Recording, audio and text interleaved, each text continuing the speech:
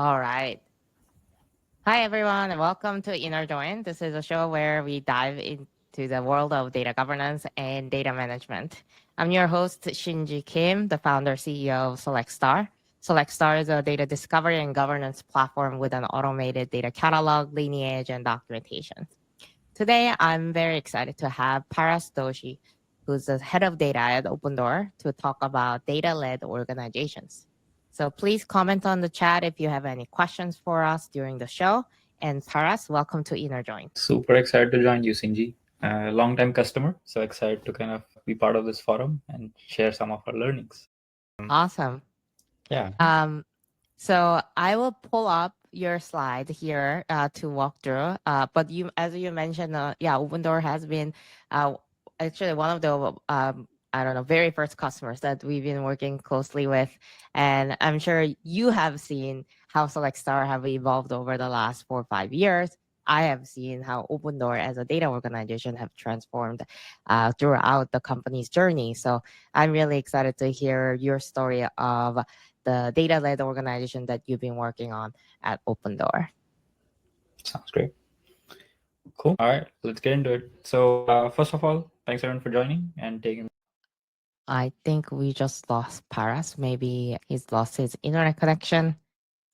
We'll give him a couple minutes. Hi, welcome back. Welcome back. Let's see. There's no demo without technical glitches, right? So let's try again. I'm going to present and see if this does not crash again. Okay. Fingers crossed. And if you need me to pull the slide, just let me know. Let's do it again. All right, cool. Cool. All right, so let's try again. So today, happy to share some lessons that I have for building sustainable data-led organizations using a framework that I've found useful. I call it 3 Ps: people, platform, and Oh no, this actually never happened before. Yeah, give me just 1 second. I can send you the link. Wow. Wonder if it's the internet or the computer or the site. Hi.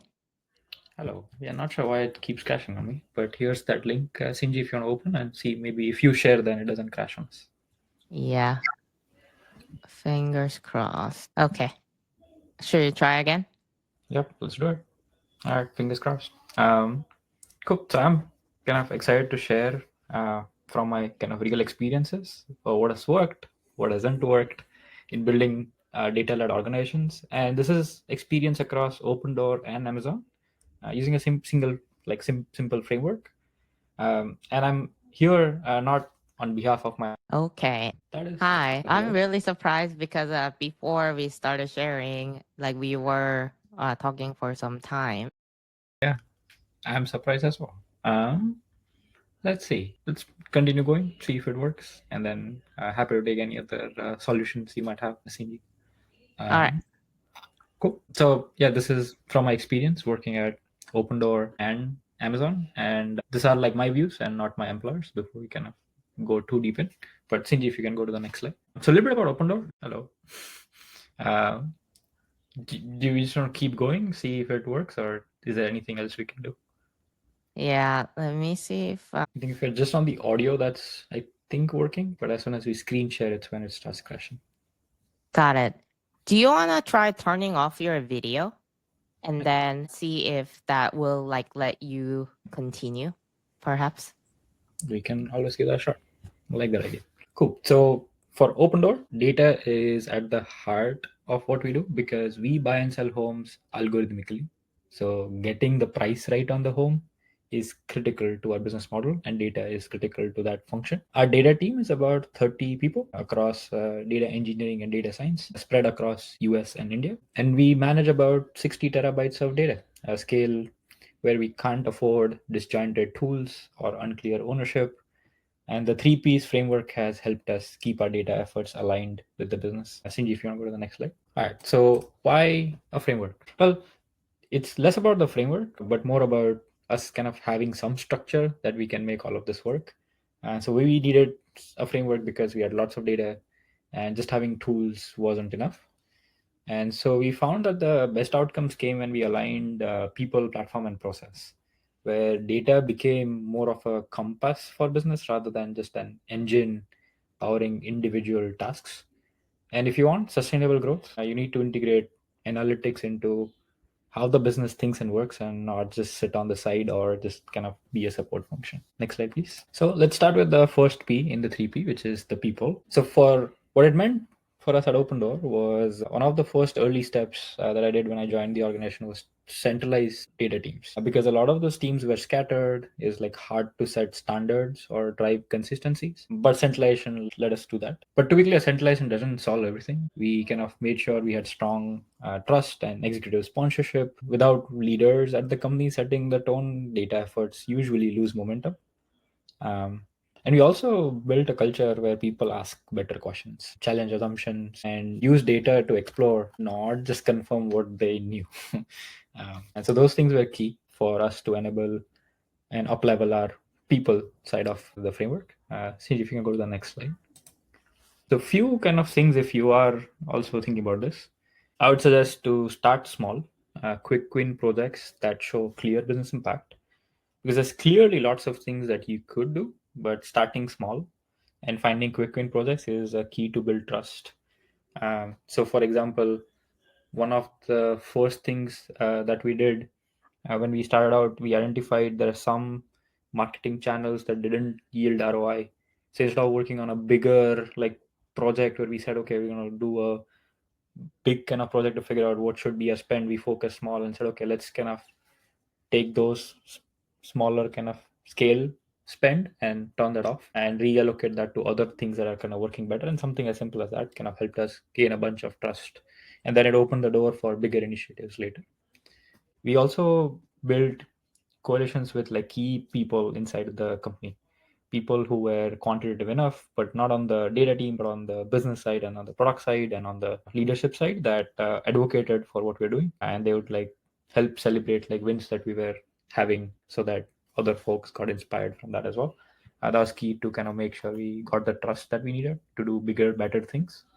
And then last but not the least, you want to invest in transparency and learning. So create space for your teams to share insights. A lot of the times what happens is the insights that data teams identify, they end up getting siloed in a kind of private Slack channels. They're not broadcasted enough. But what we did is we created public channels where we'll share insights broadly, and people can just lurk and learn. That's kind of a big part of our culture, and we made data education a priority. And so this wasn't about making everyone a data person, but more about helping people just feel comfortable with data and helping them just a little bit so they can self-serve and do their work. So those things were key as we kind of up-leveled our people component of this framework. Sinji, if you can go to the next slide. So let's kind of go from people to platform. This is the second P in the framework. And fundamentally, we think of using our platform tools to build trust and visibility. And we focus on building trust and making data easy to find. And so if you think about it, Select Star was for us a critical enabler. There are other tools that we use as well, such as Snowflake, QuickSight, DBT, Airflow, and a bunch of other tools. For us, Select Star was also like part of that equation, and it's like sits at the top of all of those tools, which helps our customers find the data that they need, find kind of the definitions, find the tables. It's a big part of enabling self-service. And what this has done is it has made self-service possible and cut down the time that we spent on chasing down answers, not just for my team, but also for broader folks at Opendoor that do SQL writing or kind of data sleuthing across, like finding the dashboards that they need and things like that. And fundamentally, from a platform standpoint, the tools only matter if they solve like problems. And so we chose platforms based on how they would work, make our work easier and decisions better for teams across the company. Next slide, please. One of the things that kind of helps us when you think about platform and making this pillar a success is work backwards from the adoption. And so what does that mean? It means that we kind of starts with user and saying, okay, what does our kind of customer, the decision maker, what are the decisions that they're making? What do they need? What are tools that they need to do their jobs? So going back to that kind of marketing example, on the platform side, turns out that to get something as simple as like spend data, our marketing team and I started used to pull data from 25 different sources, and they would put that in 25 different tabs in Google Sheets, and then they would say, okay, this is our total spend for the last month or week. You can imagine that's like not fun. And so, okay, what does the user need? User needs a very simple way to query spend. All right, let's kind of build a kind of simple curated data mart that would enable that. And once we launch it, that makes their life much easier. And now it elevates like the role that the data team plays and actually puts leverage where that thing can be used not just for that particular use case, but other reporting environments as well. And then we also, once that was launched, we measured the adoption of it. And going back to that select star kind of slide, select star lets us know how popular certain tables are and if they're actually being used and the lineage of that. And so that kind of helped us make sure that things that we're building were actually used. And then we also balanced like access with governance. So what that meant was we wanted people to explore data, but within like self and safe and well documented guardrails. So, for example, what that meant is like not spinning up Snowflake queries that cost like thousands of dollars because it's very easy to write a Snowflake query that can kind of blow up our budget. So, how do you kind of make sure and time out those queries in our platforms? How do you not have like a user create a SQL query in, let's say, QuickSight and say, hey, I want to refresh that query every 30 minutes, even though the decisions are not made every 30 minutes. That just like cost unwanted money. Yeah. And so things like that are kind of helpful. And when we think of adoption, not just like enabling adoption, but putting some governance around it so we can balance that was important. Uh, and then continuously refining it. So just don't treat like, hey, launch a platform, it worked. It rarely works that way. This kind of notion of if you build, they'll come doesn't kind of happen. You have to kind of build it and then focus on making sure it gets adopted. And distribution is key in terms of when I think of distribution, I think of like, okay, how do you internally position our data products? How do you think of distribution? That's something that we can think about as well. And then we keep improving it based on feedback and outcomes. Next slide. All right. So let's maybe shift from the platform to process, which is our third P. And so the biggest unlock here, and when kind of people think about process, I think one of the top things people think of is like prioritization. But the key thing here is treating analytics and data from like service mindset to a product mindset. That was the biggest unlock. And all of our processes were created that work backwards from that. So for example, in a service mindset, the data team would just sit for request, wait for request, and then respond. Works at small scale, but then quickly doesn't kind of work well because it's just kind of answering questions. And so we started thinking like a product team. We started kind of figuring out what would be the needs.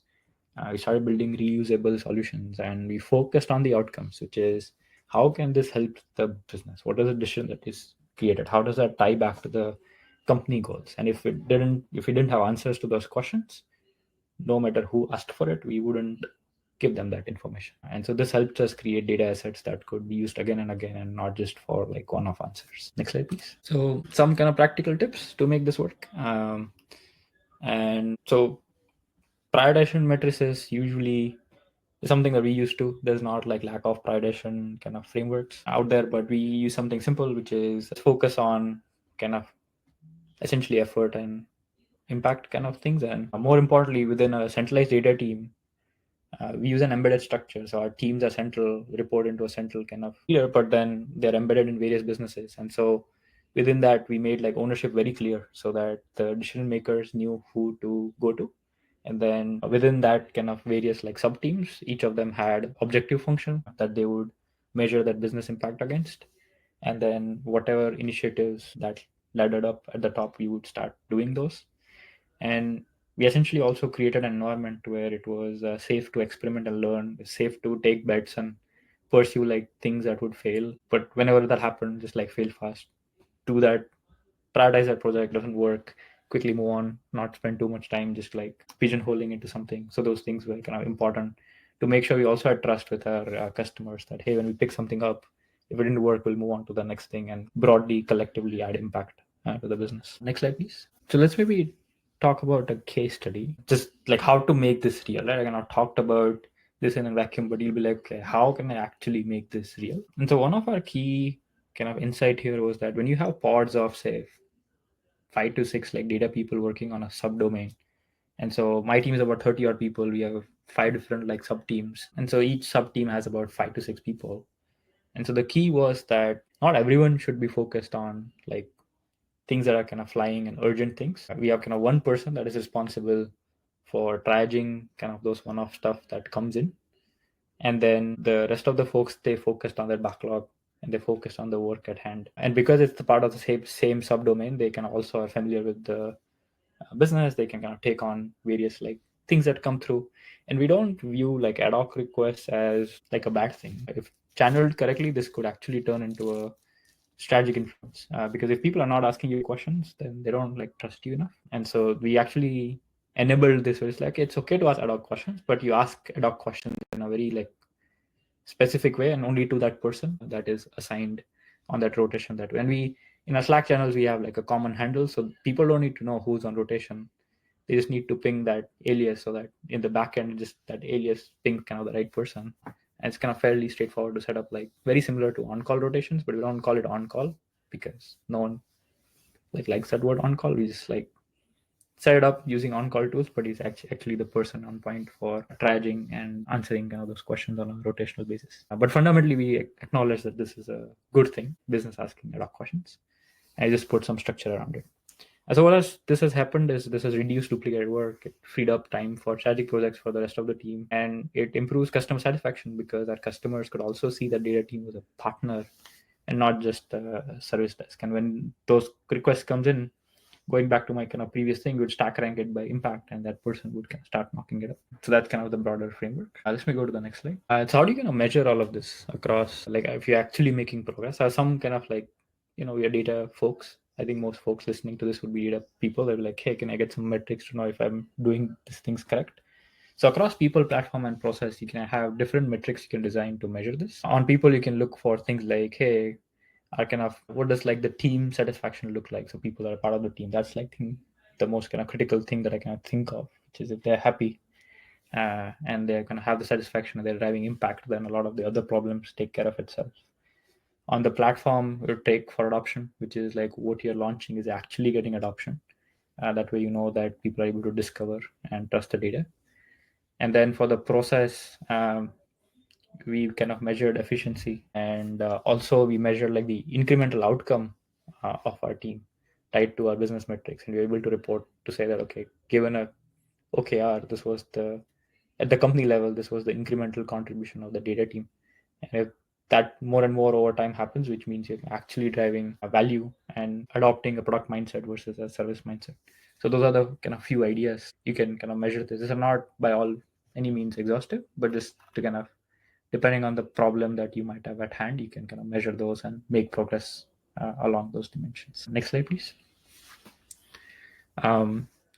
And I've kind of seen this happen and people adopting this framework, not just at Opendoor and Amazon, where I have, but I've written about this extensively, and I've kind of seen other people who adopted it, and I've asked them like, hey, how did it go? And there were some common pitfalls that I've kind of heard over and over again from people that have adopted this. So one is that on the people side, understand that this is not a tech problem, this is a culture problem. So if you ignore like the culture, if you don't have sponsorship, executive sponsorship tops down, you don't focus on trust, all of this would kind of fall apart. A lot of companies, you might have heard, goes back and forth between the centralized and the decentralization structure because of missing this like trust piece, because they would try centralization, didn't work, go back to decentralization, try that didn't work, go back to so that yo-yoing happens if there's clear strategy around it, and it's important to make sure that is there.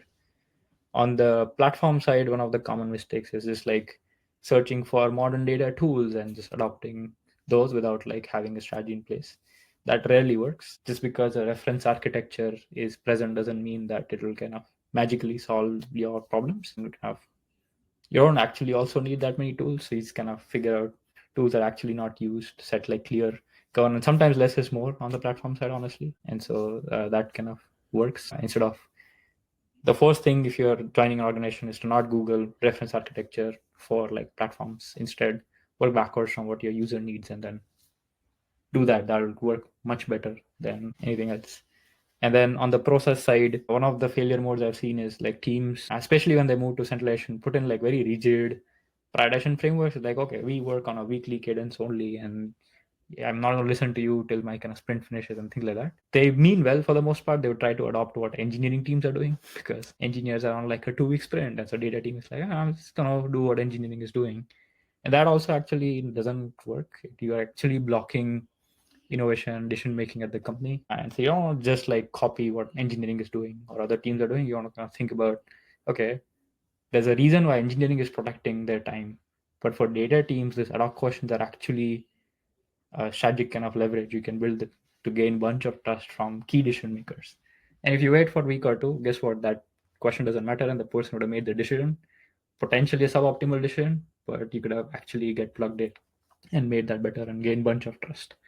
And so you kind of want to build some like agile processes that maximize for the trust, which goes back to my first point on the people side, which is it's all about trust. As a data leader, your number one currency is trust, and if your leaders don't trust you, then they're not going to take actions on the based on kind of what you're saying or what the data is saying, because they won't trust the data either. That's the key thing. If there's one thing you take away from this, is building trust would be kind of my message to you. Since if you go to the next slide. So to close out,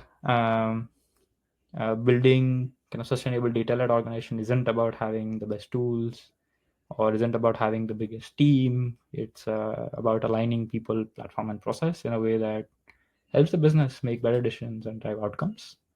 And so this is an ongoing effort. It takes iteration, listening, adjusting as you go. But the reward is that you have a team that is valued and has a seat at the table. And it's kind of part of how the business thinks and acts. And so with that, maybe Sinji, if you're going to go to the next slide. Thank you for kind of attention and also listening. I'm happy to take any questions or chat more about how these ideas might apply in your context. All right. Thanks, Paras. Think we let me just see if you can bring up your camera so others can see it, and hopefully that wouldn't like get you kicked out of this. It did. Let me see if I can. That's the issue. Yeah. I'm gonna stop the camera. All right. That's unfortunate. Yeah. I don't think there's any particular questions. I have a lot of questions, but we do have one comment that Yesh mentioned that he loves the measurement framework. I do too. Yes is part of my teams, but I didn't pay him to say that. All right. Awesome. So let's dive into it a little bit more with the 3P implementation. So I feel like this is something that I hear a lot, but I think just getting the story of how it was implemented was the interesting part for me.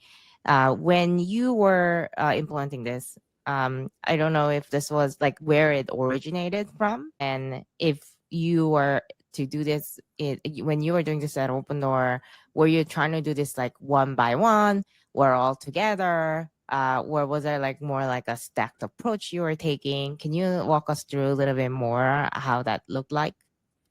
Yeah, that's a fantastic question. Yeah, this is a journey over a couple of years. So it started out with like, okay, what's the biggest problem at hand that will have the maximum impact that I could do to kind of solve this? And so step one for me was just to kind of build some baseline trust. We started Opendoor. My team was like fairly small, like kind of 3 people reporting into me. And so the key there was just to kind of like, okay, let's build some trust. Let's kind of get some points on the board. Once we had kind of that built up, was P0, building trust and getting some sponsorship lined up. Then we started looking across the business and saying, okay, well, there's like a bunch of fragmented teams that doesn't help anyone, doesn't help data team, doesn't help the business teams. Let's start kind of making each of them like proper teams. And so that's where the next step in some of the centralization that we have done came in.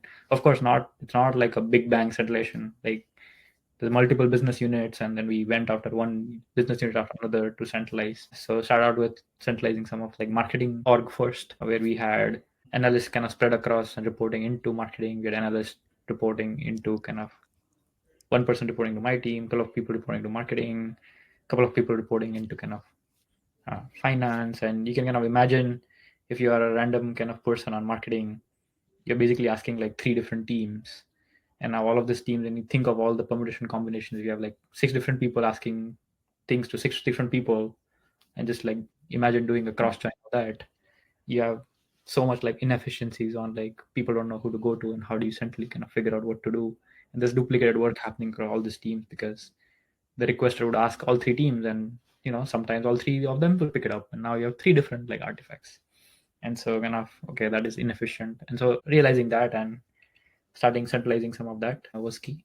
And then we moved on to other pieces. It was like, okay, you kind of have the team that is doing this work. Now let's kind of go on the platform side of the house. So this like spend example that I kind of provided as an example of like what that means, creating like curated data marts and start like not paying for tools that don't matter, get some money back for the business, start kind of getting those wins. And then once we had like a central team, guess what, we had to had some process in place. So that's why kind of process came in. So it's kind of sequenced depending on what at that point in time was the highest impact thing that we could do, but the end goal was the same. The end goal was to essentially kind of build a data led organization, and then we kind of work backwards from that. Very interesting. So you had three people in the beginning, just on the platform side, just as a centralized data team, but you were starting to bring on analysts that were dedicated in other BUs under to the data organization. Is that right? Yeah, so actually I started out with just like having analysts report into me. Platform didn't report into me first, and Mm, started out like putting wins on the board with analyst. And the platform piece just came naturally, which is we didn't have any like owner of a central platform. All of the different teams had fragmented tooling. Uh, right. so that was kind of a way to also not just centralize analytics and data, but also to centralize platform as well over time. Yeah. How do you juggle between like BUs feeling like they are not getting that dedicated support from their analyst anymore? Is it something that you just have to work through with the management team so that everyone is like, aware that this is a change that they're going to have to comply with? Or was this more grassroots? Yeah, that's a great question. I think most teams, when they think of centralization, they think of like two things. One, they would feel like, hey, I won't get like the thing that I need on time. And second, they would think they would lose the business context or won't be as effective because they're like not part of the team. One way to solve that is just like have a central structure, but then embed the teams into the business unit. So for the most intended purposes, the way I present my teams is that, hey, you can have part of central team, so you can get a career ladder, you have consistency, you have other people you can chat with, things like that, but you are embedded in that kind of part of the business. So the culture, at least at Opendoor, is that most teams, when they do their like offsites and things like that, they would also invite my team, extend invites to my team. So they will like it's an extended part of those teams. If they do their all hands, my team is part of their all hands too, because they just like this part of their team. They're in the Slack channels, working closely with them. If I'm doing any like promotions, guess what? Who the top like promo providers are? They are the folks on the business side. So they're in it with them, shared goals, shared kind of culture. The central reporting and central kind of structure just unlocks much better career growth, consistency, and kind of having kind of the right bar for the talent that we hire. So those are Right. benefits, and you balance both of them. And earlier you mentioned that you have like teams of like five per, I guess, dedicated domain. Is that right? Or is it more based on service line?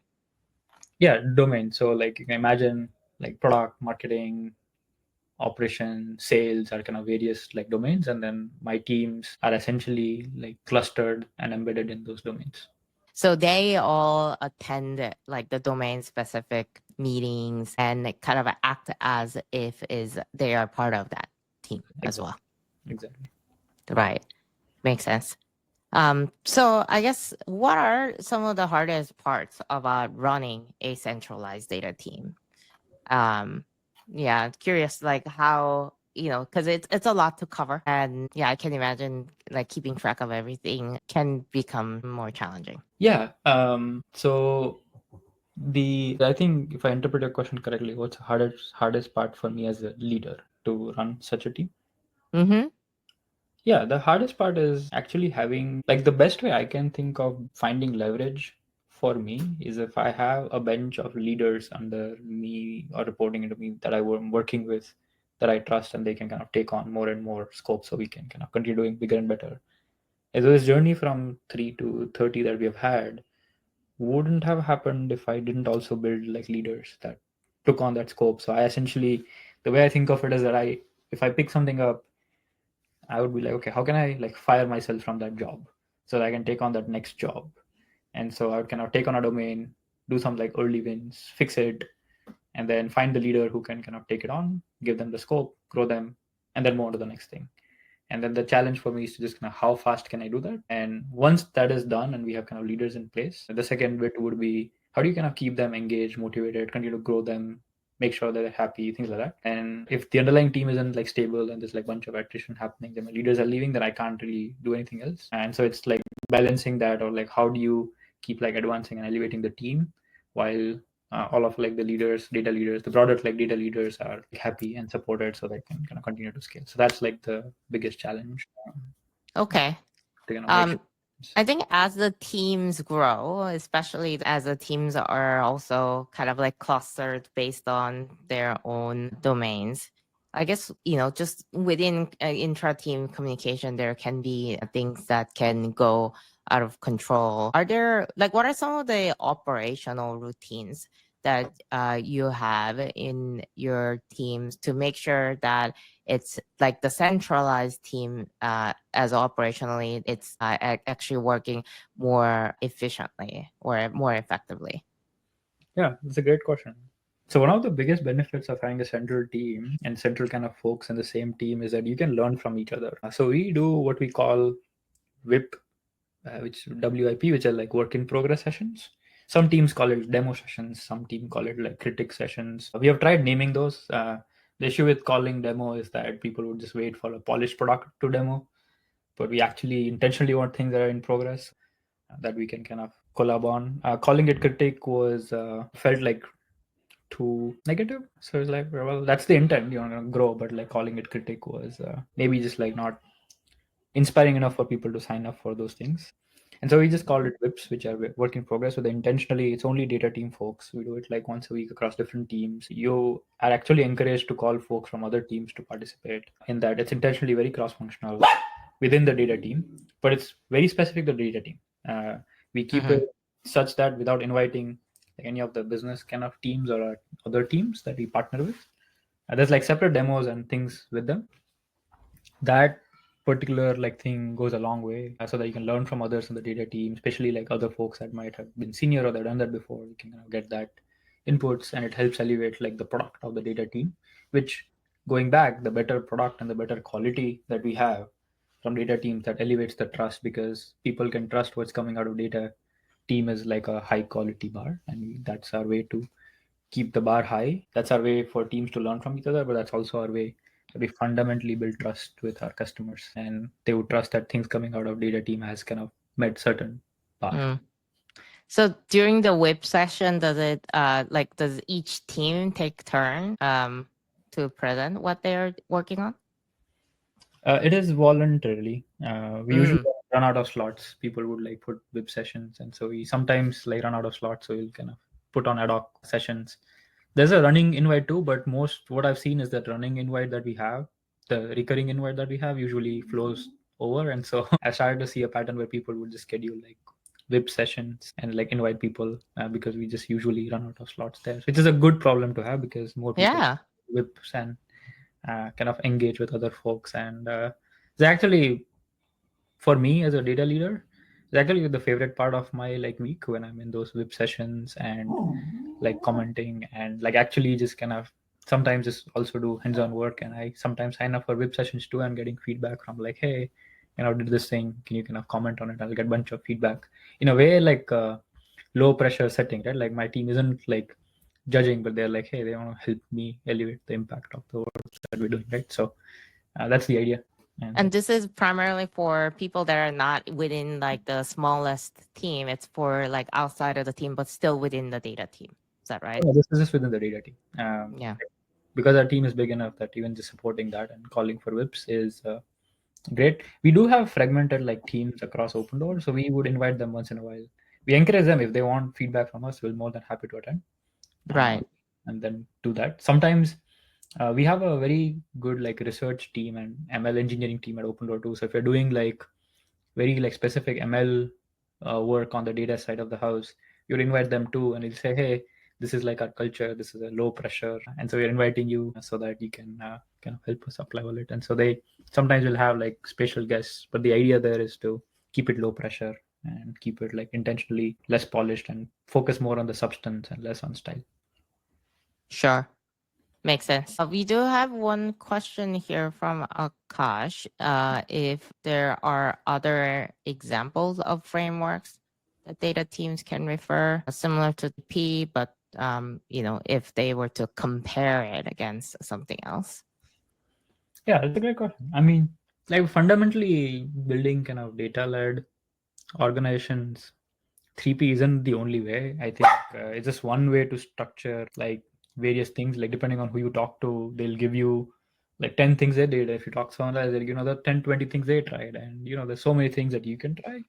So just like in analytics, when you have like a problem, you break it down into its component, kind of build a decision tree, and then you kind of keep through the nodes of it. This is essentially the first step in the decision tree, but of course not the only decision tree. You can imagine you can create other decision trees. But the idea with this talk was not to provide a framework per se, but to kind of give you a general sense of like how I think about it, and then give you some tips and tricks and some structured thinking so you can take it home. But I by no means think is this the best framework. What's important is that you kind of, as a data leader or even like an IC, is able to elevate the impact of data and fundamentally gain trust so that you can elevate your impact. All right. I had a question about the platform side of the P that you were implementing. One is like, what are some of the ways that you are getting the adoption in the organization?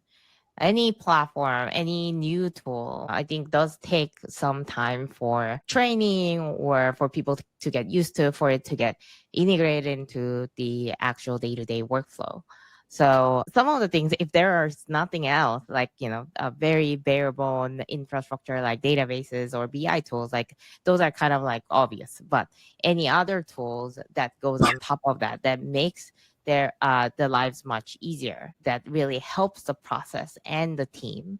How do you ensure that you are getting the right adoption in organization for those tools that you've evaluated and decided to bring on, like SelectStar? Yeah, that's a great question. So let's see. There's like bunch of like push tactics and bunch of pull tactics. Pull tactics, for every like 3 pull tactic you do, you can do like 1 push tactic, right? So let's maybe talk about pull tactics, which are like more positive. They're kind of more tied to like what's in it for me, for the end user, and then kind of align it to that. And so more pull tactics are things like you cannot do demos. You like show and tell. Basically, I can create like some sort of like rewards or intense incentives to kind of do it. So it doesn't mean like monetary, but you can imagine like I have a new like platform, and then someone kind of outside of your team does really good work on that platform. Then you can make a big deal about it, put it on a bunch of Slack channels and say, hey, this person did this amazing work and look at him. You start celebrating. The other people will see, okay, that's kind of what's being incentivized. And yeah, like you actually have to genuinely mean it. It doesn't kind of have to be for the sake of doing it, but it's just like amplifying the voices of things that are kind of going well. If someone kind of wrote uh, a kind of a nice kind of, I don't know, tutorial on it, you kind of publish that and make it kind of more broadly available. So those are kind of various like pull tactics to get kind of people actually pulled into those like ecosystem. And then there's like push tactics you can do, right? So things like, let's say you kind of um, so with SelectStar, a very specific example, when we kind of started adopting SelectStar, we used to have like a Slack channel, people would ask questions, and then we would like respond. And then the same question gets asked and people respond. Okay, well, that doesn't kind of actually work. You just kind of same metric question being asked by same answer being done in Slack, and that doesn't like scale. And so one of the things that I kind of ask my team to do is that, hey, don't put that thing in. Whatever response is, put it on SelectStar, take that link, put it in Slack. I don't want to see anyone doing text on Slack. And if you think you can't answer the question, I'm okay with you not answering the question. But you're not answering what is a metric without putting a SelectStar link, for example. So that was like a more of a push tactic where I just like essentially put that like tactic for my team to not kind of do that and incentivize them. So that's more of a push tactic. To be clear, half of the team was already doing it. It's the other half of the team where I basically said, hey, I've kind of seen enough. I've tried like enough pull tactics, push tactic this and make it a policy moving forward. Yeah, so make it obvious for everyone that this is what they need to use, not necessarily just continue the status quo. Got it. That's helpful. You mentioned that one of the things related to the processes is to ensure that the team is not becoming reactive, rather they're proactive. Their projects are more aligned with the business strategy, which I think are it's like an ideal way to go, but it's very hard to implement. But to actually give real examples to that, are there any like reusable assets or projects that your teams have done that you would say have really delivered the best ROI from the data team compared to like, day-to-day business serving, building dashboards, so on and so forth? Like, would it be like a part of, maybe if you can give an example, either that it could be a data product or some curated marks, or it could be something else on the infra side. Curious to hear a little bit more about like these work that the data teams have done that really brought ROI for the organization. Absolutely. I can take like two examples actually, one on the process side and then on the platform side. So on the process side, my team essentially gets what we call team level OKRs, where it basically says drive kind of incremental kind of benefit to whatever that business impact metric is that is driven by data team. So what that means is that my teams, like the way I assess my team's performance and reward kind of our top performance is by saying who are the folks that are like proactively identifying those problems, carving out the time for the right problems, and incrementally adding value to the business. And what that means is that those things basically get like part of the prior process, but more importantly, it ties back to the company OKR. So we're not doing something in a silo or on the side. These are like things that are, if you ask any executive, they would say, what would they love a data team to do? Most executives would say, I want data team to be more proactive and just like start adding impact without me telling them what to do. So this is exactly what this is, which is like if I incentivize my team and say, hey, your team level OKR is tied to what the company OKR is and you have to drive incremental bets, then the team would do that. And we do more and more of it. And so that is kind of the process point. On the platform side, when we've kind of done all of these things, um, for us, given where we started, curated data marts have kind of been the most helpful multiplier because if you go back to the problem at hand, we were a decentralized data team before moved to a centralized structure. What that meant was that different like sub teams and like different fragmented teams just ended up spinning up their data models. And so for a metric that was critical for the business, you'd have like 20 different like tables, thousands of lines of SQL code. I kid you not. There's a metric that was on our like S1 doc is a metric that we reported out every quarter, and that was powered by 1,000 line query. It was not good, right? Because something would have broken, and now we are kind of firefighting to put it on every quarter. But that's like a key thing that a company should be looking at, and so that shouldn't be thousands of lines of SQL. It should be like 2 lines of SQL and something that we look at on a regular basis. And so having a curated data mart that powered that was a key, so that built leverage. And not only can we just add like high level number, but it provided the team the time to kind of contextualize that information on a weekly basis. So by the time like the earnings come, we are much more prepared, and we're not firefighting data. We are like actually inserting insights into those things versus just firefighting. So this is one example. But yeah, curated data marts have been key to kind of find leverage for us. That's helpful. I guess like to continue on that thread, there must be a lot of new things that the team's trying or experimentation that they may be making. And I'm wondering, how do you ensure that that gets balanced well compared to the need for having a good quality for data and the governance around data, which is, I would say, one of the reasons why you are centralizing the data teams? Yeah, that's a great question. I think for the most part, all I'm seeing is all of these new tools are kind of helping with that end goal anyway. So, for example, this data quality piece with all of this like different tools that are in the market, it makes it much easier for us to pursue those projects. And so, for the most part, as long as like we know what we want to do, and then the question becomes, okay, what are the various ways to kind of try it out? And most often than not, it's like some of the new ways to do things or kind of the new paradigms in the market that are going to help us unlock and crack the nut on some of those problems. Now, of course, not every problem needs a new solution. There's like a bunch of problems that are well templatized, and you have like set ways to do things. You're just going to do that. Like the goal is to land the impact faster, not so much about kind of tools or the ways to do things. But at least over the last like year or so, all of this different like AI tools in particular are just like helping with more efficiencies and driving that, which means that we can do more, not less, and that just like elevates the impact of the team, and that's a win-win situation. Okay. Um, I'm guessing you're still getting a lot of requests from the business side, like to the teams about analytics. When everything feels urgent and everything comes in as a business priority, like are there any ways that you or yeah, maybe a framework that you and your team uses to ensure that the analytics requests come in fairly and is scheduled well with the limited time that the teams have? Yeah, absolutely. So a simple math equation would be items on the backlog is nothing but tasks multiplied by the kind of what tasks you want to pick up, right? That kind of becomes part of your priority. So it's like tasks multiplied by what task you want to pick up. Well, you can reduce the number of tasks coming in. The one of the ways to do that is to have some form of like triage mechanism. And so that's one of the first things we did, which is we used to have like bunch of like random requests that would hit our backlog. And we basically said that, okay, you know what? Like those requesters are not adding judgment and it's kind of random questions.